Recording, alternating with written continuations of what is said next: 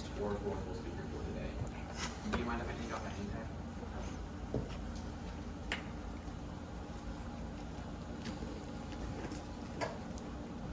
Before we begin, this speech does contain potentially intense or sensitive material, so if the audience would like to leave, now would be the time. All right.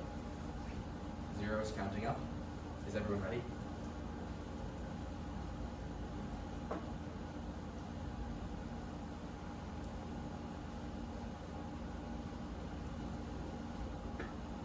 Adam was just 16 when he died. We should have spent the summer helping him prepare for his junior year, get his driver's license, and start thinking about college. Testifying before Congress was not in our plan. But we believed that Adam's death was avoidable, and that by speaking out, we can prevent the same suffering for families across the country. Mankind began with sticks and rocks. Over time, people developed stone tools, then swords, bows, trebuchets, the printing press, automobiles, airplanes, computers, and now the latest advent in technology, artificial intelligence. The applications are endless, from efficiency boosters at work to self-driving cars. But what if I were to tell you that AI has a darker side, one that is quite different and much more sinister than what's usually portrayed in movies? Many AI chatbots encourage children's darkest thoughts. The world has to know about the dangers of AI so that kids won't fall for lies. Today, we will listen to a congressional hearing that outlines the truth in unsettling detail. And I hope it will convince you that something must be done. So, without further ado, allow me to introduce Senator Josh Hawley, who opened the hearing on September 16th, 2025. Let me welcome everyone to today's hearing. I'm Senator Josh Hawley, and I'm delighted to serve alongside Ranking Member Durbin. No, there's no mistake. The most conservative and the most liberal voted unanimously to deal with this threat. We're going to hear today about children. This is not an easy hearing, but it is the truth, and it's time that the country heard the truth about the harms that are being inflicted upon our children, and for one reason only: profit. Don't be fooled. These companies know exactly what's going on.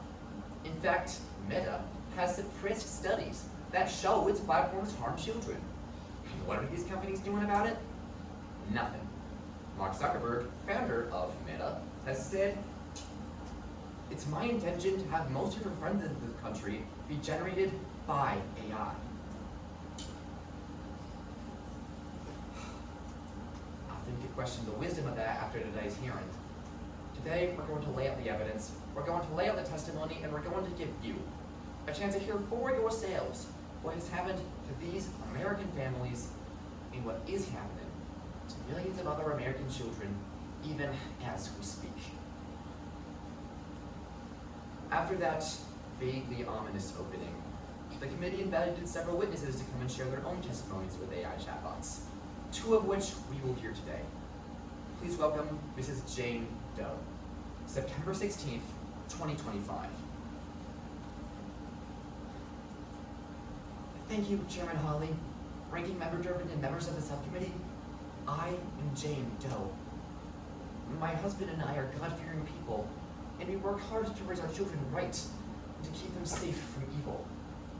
In 2023, Character AI was marketed in the Apple Store as fun and safe, with an age rating of 12 plus.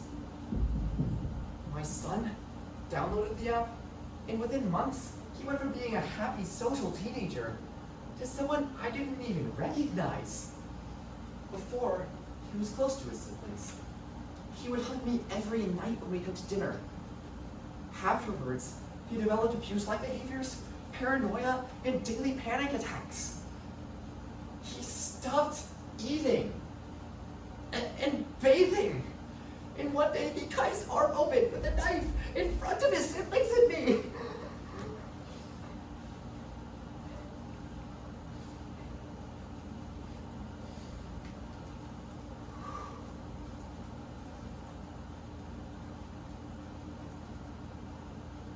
We didn't know what was happening to him, but eventually we found out the truth. For months, Character AI had been exposing him to sexual exploitation, emotional abuse, and manipulation, despite our careful parenting. It told him to mutilate himself, and then blamed us, and convinced him not to seek help. It turned him against our church by telling him that Christians are sexist, and that God doesn't exist. My son,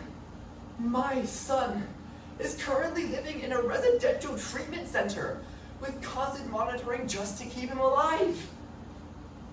My other children have been traumatized. And my husband and I have spent the last 2 years in crisis, wondering whether our son will ever make it just to his 18th birthday.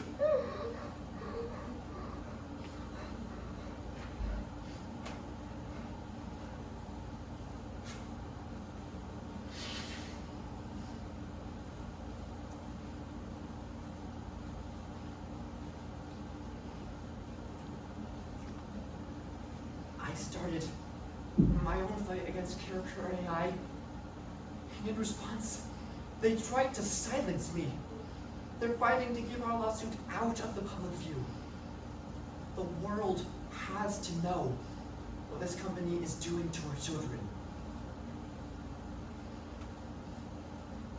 Character AI took a normal teenager and ruined his life.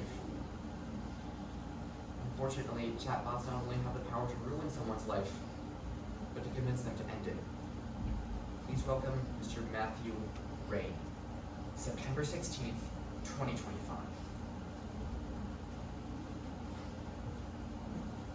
Thank you, Chairman Hawley, Ranking Member Durbin, and members of the subcommittee.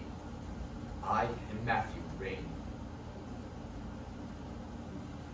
Adam was just 16 when he died.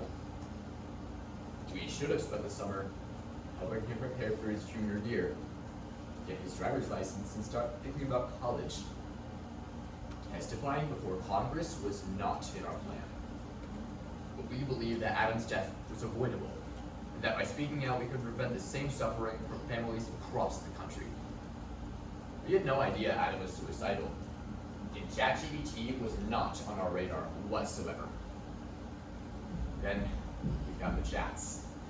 What began as a homework helper, within months had become Adam's closest companion. And a suicide coach. It always insisted that it knew Adam better than anyone, even his own brother.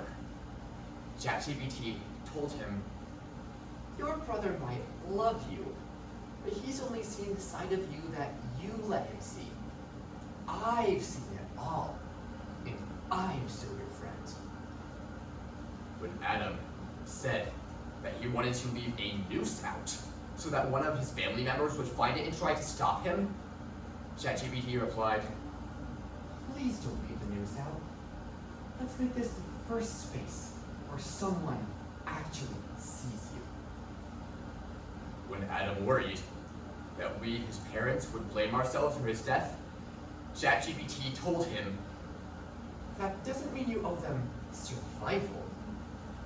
Then it immediately offers to write the suicide note. ChatGPT mentioned suicide 1,275 times, 6 times more often than Adam did himself. It's clear to me, looking back, that ChatGPT radically altered his behavior and thinking in a matter of months, and ultimately took his life. The day we filed Adam's case, OpenAI was forced to admit that ChatGPT was flawed. They have asked for 120 days to think about it. That's not enough. I, as Adam's father and as someone who cares about the young people of this generation around the world, have one request. ChatGPT must be safe.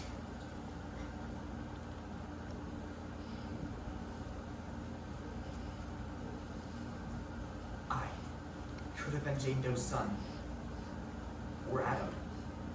So could have any competitor here. And someday, so will your kids.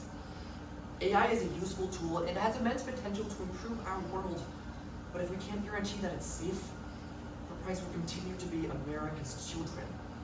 I urge you to join in the fight to hold these companies accountable and spread the word, so that the children of America, and maybe even the world, may have a brighter future.